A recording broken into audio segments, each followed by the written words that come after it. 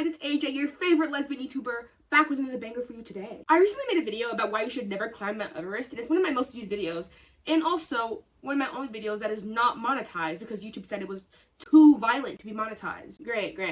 But I do have more to say on the topic. But I'm gonna warn you, I'm gonna bleep a lot of stuff out because I want to get monetized. But if you'd like the uncensored version, it will be on my Patreon. Speaking of Patreon, I want to give a huge shout out to my patrons, my lovely supporters over on Patreon. That is Lizzie, Friend the Guy, Shanice, Adam, Iron, Emily, Arbigo, General Styles, Lysandre, Carrie Raccoon, S. Kelly, Catherine, Adrian, Oosis, YouTuber Hayden, Lost Ross, Jalen, Cornflower. Thank you so much for you guys' support. Look at my sleeves today. I like this. I like how this looks. To give some context about what I'm going to talk about, in case you didn't watch my last video, I'm going to give you some facts about Mount Everest. And you know what that means. AJ the science day, AJ the science day, AJ the science day. If you watched my last video, a lot of this little intro will be just review. When measured from sea level, Mount Everest is the tallest mountain in the world, and it continues to grow every year. It's located on the border of Nepal and Tibet. Climbing Mount Everest is not a riskless hobby. There are so many risks. Avalanches, falling, altitude sickness. It's actually so common to pass away up there that people literally use bodies that are gone and not alive anymore as landmarks for where to go. And these unfortunate circumstances lead me into today's topic. In 2014, following an avalanche, the Sherpas went on strike. If you don't remember, Sherpas are a group of people native to the Himalayan mountain region, and they have a genetic adaptation that makes it so they can handle colder temperatures better. They also are more adapted to handle the high altitudes. But Sherpas are underpaid and sometimes made to carry up to 100 pounds by themselves up Mount Everest. They are there to assist climbers to climb Mount Everest the easy way. So in 2014, there was a large avalanche on Mount Everest, and it claimed 16 lives. All of them being Sherpas. You might be asking yourself, what were they even doing up there? Why were there just 16 Sherpas up there alone? They were up there setting up equipment to make the route safer for tourists. They were setting up ladders and ropes. You see, when people climb Mount Everest, they don't usually just raw dog it. There are so many parts that are not able to be climbed by somebody who's not skilled. Which again, why are you climbing Mount Everest when you're not skilled? I have no clue. So Sherpas go out there ahead of time and set up ladders and ropes to make it safer for other people. On April 18, 2014, Mount Everest became site of one of the deadliest mountaineering disasters in history. An ice avalanche tore through the Khumbu Ice Falls, killing 16 Nepali Sherpas in a matter of seconds. The standard route from the south side in Nepal requires navigating the Khumbu Ice Fall. The Khumbu Ice Fall is this shifting maze of towering ice blocks that can collapse at any moment. So it's early in the morning, the Sherpas are at work. The weather is calm and clear. It's like the perfect day to climb. A group of Sherpa climbers were moving through the Khumbu Ice Falls, carrying ropes and fixing ladders for the commercial expedition teams. They were working near this area called the Popcorn Field. The Popcorn Field is an unstable section filled with massive ice towers. Look at how scary this is. Like, who's navigating through that? Not I. Around 11:45 in the morning, without any sort of warning whatsoever, a huge ice serac estimated to be around 98 feet broke off the west shoulder of Everest. It collapsed onto the climbing route, sending an avalanche of ice plummeting down at high speed. The 16 Sherpas in the impact zone had no time to escape. They were buried instantly under tons of ice. Nearby climbers and rescuers rushed to the scene, but the ice debris was overwhelming. Because of the amount of ice debris, the recovery efforts were slow and dangerous. Because keep in mind, they were still in the popcorn field. Some Sherpas survived the initial impact, but they were severely injured and buried underneath the ice. By the end of the day, 13 bodies were recovered, but 3 bodies remained lost forever. Sherpas are employed by million-dollar corporations and paid very little for this job. In terms of their economy, they're paid okay, but nowhere near how much they need to be paid. Definitely not worth the risk, and also not proportionate to how much these companies are making. This avalanche illuminated to Sherpas that the risk to profit ratio is completely off. Imagine 16 of your closest friends and colleagues losing their lives doing the same job that you do every day, and many more injured. And then realizing that the families of these friends and colleagues only got paid $400. Yeah, you heard that right. The government in Nepal that gets paid millions of dollars based on the work of Sherpas and climbing Everest only paid the families $400. And that was just to cover funeral costs. I want you to remember that Sherpas are only getting paid about $4,000 to $6,000 per climbing season. And most of them only do like one climb a year. Versus foreign guides who get paid $30,000 to $100,000 per climb. If you are able to pay foreign climbers $30,000 to $100,000 to climb, you should also be able to pay Sherpas the same amount of money. They are exploiting Sherpas because they know they can. They underpay them, give them poor insurance, and basically no protection to the family. These men are usually the head of the household, and their families rely on them for income. That means if these men pass away and all you give them is enough to cover the funeral costs, where does that leave the family? Anger is growing in Nepal as the first funerals are taking place of the 13 Sherpas whose bodies were recovered at the weekend following the deadliest avalanche in Mount Everest's history. 3 other guides are still missing and another 3 are in intensive care with multiple injuries and blood clots in Kathmandu Hospital. The casualties came as Sherpas were trying to cut a path and fix ropes for foreign climbers on one of the most dangerous parts of the climb, the Khumbu Icefall. The anger is over the risks Sherpas take and the overcrowding on the world's highest peak. Fatal accidents are on the rise along with commercial expeditions. The government issued 334 permits this season, up from last year's 328. Sherpas are threatening to strike if compensation and insurance cover are not raised, medical costs are not met, and compensation for victims' families is not increased. Sherpas' main source of income is from foreign climbers. Many can earn up to €3,600 a year in a country where average income is around €500. This is just my opinion, but considering the risk and the cost to climb Everest, I feel like Sherpas should be set for life. Personally. In my last comment section, people were saying, well, if you pay them too much, it'll disrupt their economy. Well, excuse me, I'm not saying we should pay them like trillions of dollars or anything, but I just feel like more than $5,000 would be nice. We can definitely afford to pay them more than they're being paid right now. And I mean the royal we. The Sherpas made a few demands after this happened, the avalanche. They said they want better insurance, they want better working conditions, and better compensation for victims' families. The government refused. The most they did was offer the victims' families $5,000, which just covers the climbing season. This wasn't enough. And the Sherpas aren't stupid. So they were just like, fuck y'all. Have fun climbing without Sherpas. So they went on strike. The Sherpas and the Nepalese people refused to climb the mountain until their demands were acknowledged and met. This led to a cancellation of the climbing season in 2014. The first time ever that the climbing season was canceled due to labor shortages. They didn't have Sherpa guides, and out of respect for the families and also safety concerns, climbing companies pulled themselves out for the year. Sherpa guides on Mount Everest are staging a boycott this morning. It threatens to shut down next month's climbing season. The protest comes after Friday's deadly avalanche. It claimed 16 Sherpas. Mark Phillips in London shows us what's leading to the protest. Mark, good morning. Good morning. Well, it began as a tragedy and is now turned into an avalanche of resentment that threatens the entire Everest industry. The issue is why the Sherpa climbing guides, who assume a disproportionately large part of the risk, get a disproportionately small part of the take. 16 Sherpas died when caught in an ice avalanche last week, the first ever single incident on the mountain. John Ryder was not far behind when the avalanche struck. We were a couple hundred yards away from the impact, but the cloud hit us, and we thought, wow. Even then, you didn't realize the damage. You didn't realize, of course, that that whole line of Sherpa was right there underneath it. So that was our immediate reaction, that was close. And the circumstances of the Sherpas' deaths on the notorious Khumbu Icefall, where they were trying to make the climb safer for the paying customers to follow, has exposed deep fissures in how the Everest climbing business works. Not much has changed, really, since the day in 1953 when Sir Edmund Hillary and his Sherpa guide, Tenzing Norgay, first reached the summit. Hillary couldn't have done it without Norgay, but Hillary's is the first name associated with the climb. These days, climbing Everest has become a bucket list ambition and a multi-million-dollar industry.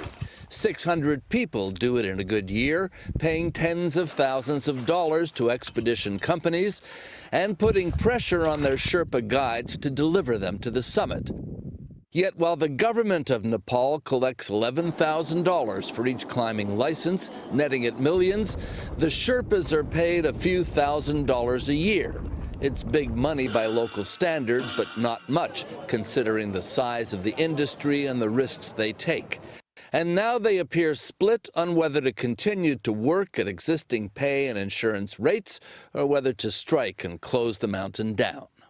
They're just a wonderful, wonderful people, and they're so kind and so strong. And they know this mountain and they know this region. They're our true partners up here. We would not attempt it without them. Government officials in Nepal have said they'll raise the insurance payout to the families of those who died, but many of the Sherpa guides say the money is still not enough. Many have now left the mountain, others have stayed, but whether there is or isn't a climbing season this year, it's already been tainted by tragedy. Charlie?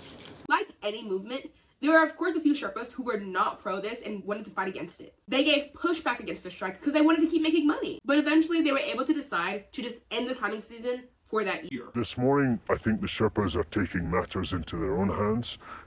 They're holding a big meeting at base camp. We've just been told that the Sherpas are quite angry and we should get bags ready just in case we have to make a swift exit. We don't know if the Sherpas are perhaps going to target us as a focus for their anger. I mean, the Westerners coming here and causing such a kind of circus at times. I don't know if there's any still lingering tension from last year and the fights that broke out. We're hoping the same thing doesn't happen again this year, but we're concerned about filming here right now.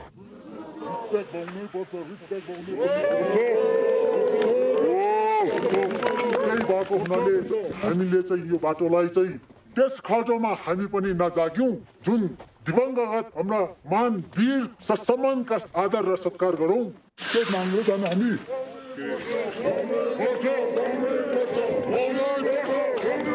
16 people died at the same time. It's a huge shock. When it started to sink in, the anger got distinctly pointed at the government. They feel that the government has always been benefiting off the labor of the Sherpas, the lives of the Sherpas, and never put anything back. A local Marine's quest to climb to the top of the world is on hold tonight after a tragedy on Mount Everest. On your sides, Chris Oswald live in studio with the uncertainty in tonight's big story. Roland and Michelle, the avalanche last Friday that killed 13 Sherpas could squash the dreams of Marine Staff Sergeant Charlie Linville. Tonight, the guides used for the climb are on strike. A mission to reach the top of the world on hold. He has a mission again, and so to see him be successful is going to be amazing. The dreams of local Marine Charlie Linville are now uncertain. Cloud was coming down, and yeah, I mean, for a few seconds, I thought, wow, this is going to take me out of my Sherpa. Less than 1 week after a deadly avalanche on Mount Everest. And on a day of mourning, the Sherpa guides say they're going on strike.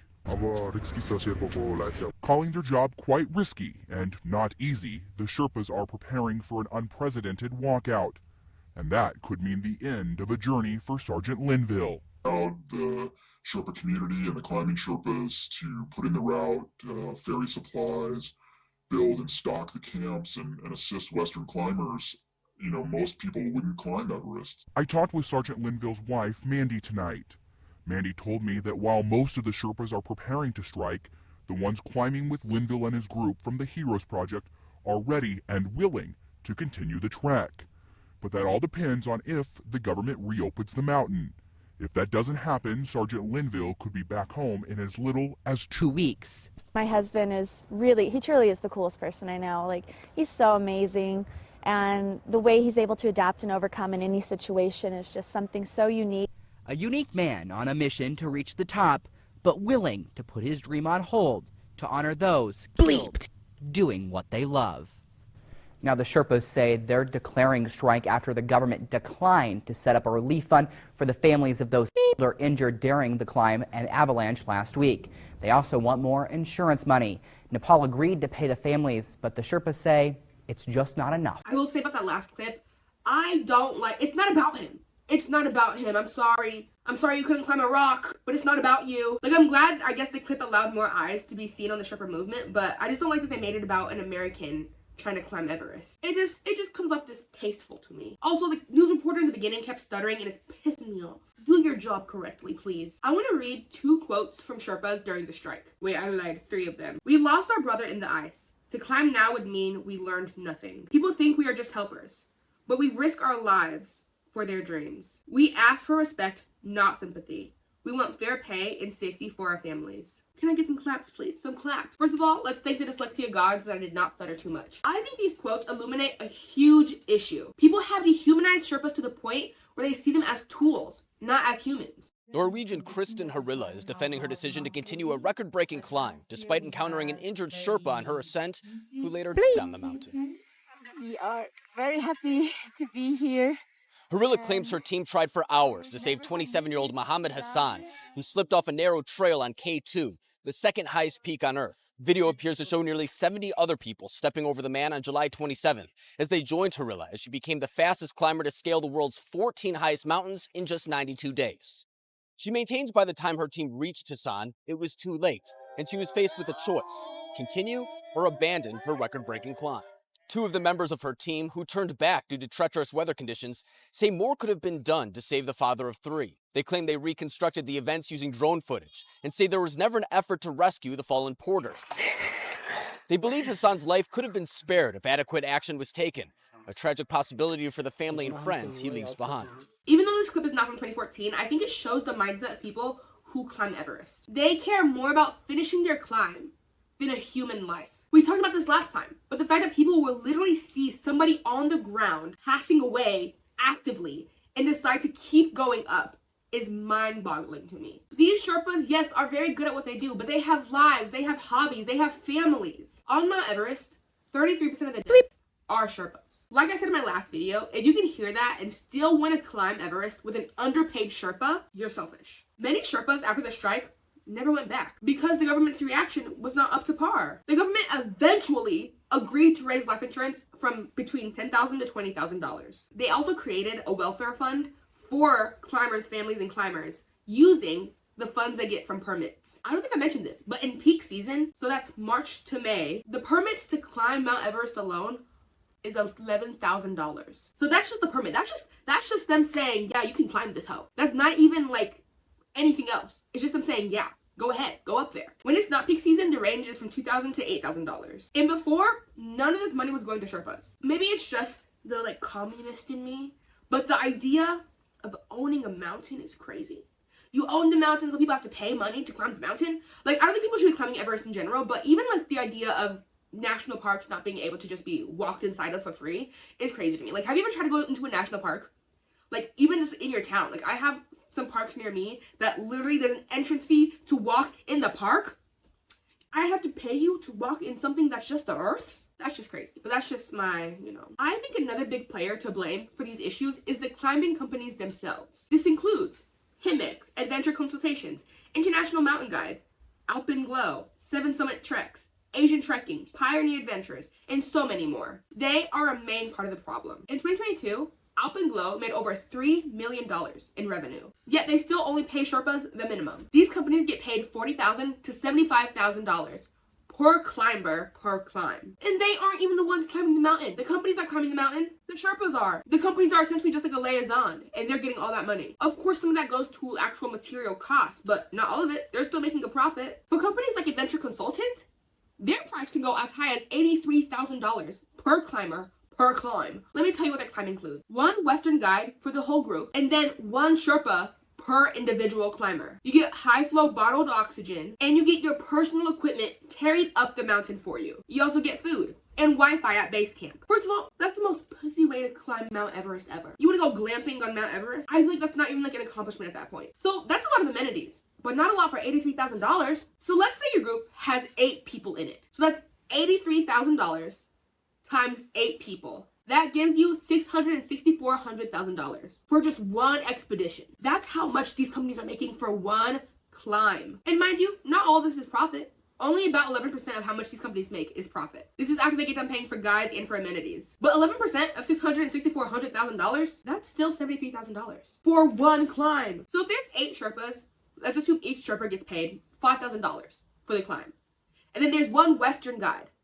And he probably gets paid around $50,000 for the climb. Because don't forget, the range for foreign climbers, foreign guides, is between $30,000 and $70,000. So if there's 8 Sherpas, that means that the company has now paid about $40,000 in just Sherpas. And then $50,000 alone for a foreign guide. Why are foreign guides getting paid the same amount more than 8 Sherpas, when Sherpas have way more knowledge about the region? And also, mind you, the foreign guides are not carrying their own stuff up either. So if we combine how much the Sherpas make to how much the foreign guides make, that's like $90,000. So stay with me, we're gonna do some more quick math. So let's say we decide to not take any profit from the company, but just distribute the money among the people in charge of the climb evenly. Let's just imagine that, okay? Imagine. So that's 8 Sherpas and 1 Western guide. So that's $90,000 divided by 9, which means each person would get $10,000. To me, this is far better than $5,000 per Sherpa. Is it still great?